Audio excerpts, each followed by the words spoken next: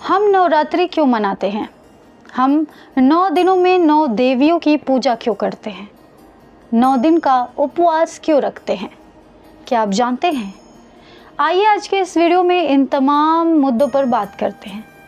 दरअसल आप जब से इस दुनिया में आए हैं तब से आपने ये गौर किया होगा कि आप हर साल 9 दिन की नवरात्रि मनाते हैं, जिसमें बड़े ही धूमधाम से माता रानी की मूर्ति को पंडाल में सजाते हैं, पूजा पाठ करते हैं, मेला घूमते हैं, तरह तरह के व्यंजनों को खाते हैं।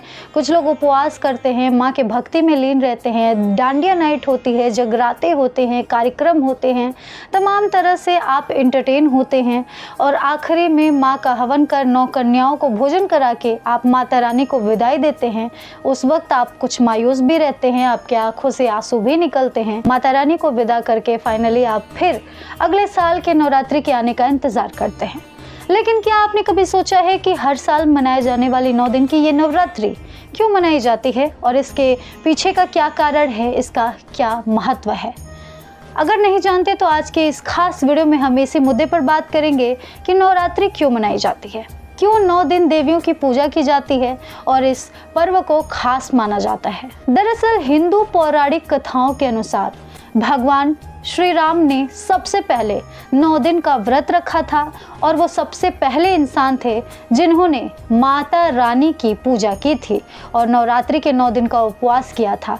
उन्हीं की वजह से आज भी हम 9 दिन का उपवास रखते हैं, 9 दिन की नवरात्रि मनाते हैं और माता रानी की पूजा पाठ करते हैं। आपको बता दें, जब रामायण में रावण ने राम जी की पत्नी सीता जी का हरण किया था और जब श्री राम अपने बंदर सेना और अपने भाई के साथ सीता को वापस लाने के लिए लंका गए थे, उस वक्त लगातार युद्ध हो रहा था। उस युद्ध के दौरान एक चरण ऐसा आया जब सारे लोग मारे गए और रावण और राम का सामना होना था। रावण मायावी था और तीनों लोगों का विजेता था, परम ज्ञानी था। श्री राम को भय था कि कहीं वो इस युद्ध में हार न जाएं। उस वक्त बंदर सेना में से सुग्रीव जी ने श्री राम जी को ये सलाह दी कि अगर आप युद्ध पे विजय पाना चाहते हैं तो आपको देवी माता की कृपा प्राप्त करनी होगी, जिसके लिए आपको सिद्ध करना होगा कि आप देवी माँ के परम भक्त हैं और आप एक अच्छे कार्य के लिए इस युद्ध को जीतना चाहते हैं। जिस वजह से श्री राम जी ने भी माता रानी के पूजा के लिए तमाम तरह से प्रयास किया। 9 दिन तक उपवास किया, देवी को प्रसन्न किया, लेकिन देवी इतने से कहाँ खुश होने वाली थी। माता रानी को वही प्रसन्न कर सकता था जो उनके चरणों में 108 नील कमल चढ़ाए। राम जी के लिए ये थोड़ा मुश्किल था, लेकिन फिर भी हनुमान जी की वजह से ये संभव हो पाया। हनुमान जी उनके लिए दूर दराज से नील कमल ले आए। राम जी जब धीरे धीरे वो नील कमल चढ़ाने लगे माता रानी के चरणों में, तो रावण को ये देखा नहीं गया। रावण ने अपनी मायावी शक्ति से उसमें से एक नील कमल गायब कर दिया। जब राम जी ने माता रानी के चरणों में 107 नील कमल पुष्प चढ़ा दिए तो 8वां पुष्प गायब था। माता रानी की पूजा अधूरी रह जाती। सीता जी को वापस लाने की इच्छा, रावण पर विजय की इच्छा श्री राम जी की अधूरी रह जाती। राम जी एकदम चिंतित हो गए थे, व्याकुल हो गए थे, परेशान हो गए थे कि अब क्या होगा। उनकी आंखों के सामने अंधेरा छाने लगा। तभी उनको अपने माँ की एक बात याद आई। जब उनकी माँ उनके प्यारी आंखों में देखकर उन्हें नीलकमल बुलाया करती थी, जिस वजह से श्री राम जी को ये एहसास हुआ कि एक नीलकमल पुष्प ही तो गायब हुआ है, क्यों ना मैं अपने आँखों को ही माता रानी को अर्पित कर दूं, क्योंकि आँखें भी तो नीलकमल ही है। तो उन्होंने तुरंत अपना एक बाण निकाला और अपने आँखों में उसे मारने चल दिए। लेकिन तभी माता रानी प्रकट हुई और श्री राम जी के बाण को रोक लिया और कहा कि ऐसा ना करो, मैं तुम्हारे भक्ति से प्रसन्न हो गई और मांगो जो मांगना है। श्री राम जी ने माता रानी का आशीर्वाद प्राप्त किया और उनसे रावण पर विजय का वरदान मांगा।